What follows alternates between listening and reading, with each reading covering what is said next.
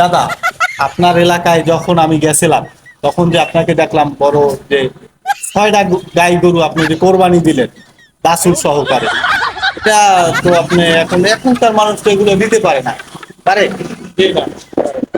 আমি দিছিলাম। Oh বুঝলেন my না? God. আর সর্বনাশ, কি একটা আজব কাহিনী হয়ে গেল না? জি। ওই যে আপনার বাড়ির পাশে যে এক আংটির সাথে আপনার ভালো সম্পর্ক ছিল, ছিল না? ছিল। ছিল। তখনকার সময় যে ওই আংটি আপনাকে মাসে মাসে 2,000 টাকা দিত, আপনি ওইটা এখনকার আংটিটা দিব? দিব না। আয় Oh my God. সর্বনাশ। এটা দেয়া নাই, দিব না। হ্যাঁ, আয় সর্বনাশ। এদিনকে আর আমি এক আঙ্কেলের সাথে দেখা করতে গেলাম, ভাবছি হয়তো আপনিও থাকবেন, আপনি ওই আঙ্কেলের সাথে একদিন দেখা করছিলাম আপনার সাথে। পরে দেখলাম যে না, আপনি নাই। পরে জিজ্ঞেস করলাম, তারপর আপনার খবর বললো এইখানে, এইখানে আসলাম। এখন কিভাবে কি দিনকাল আপনার যাইতেছে? এই তো যাইতেছে কোন রকম করে, আল্লাহ পাক চালাইতেছে আর কি। সর্বনাশ, আপনার কি দাপট ছিল!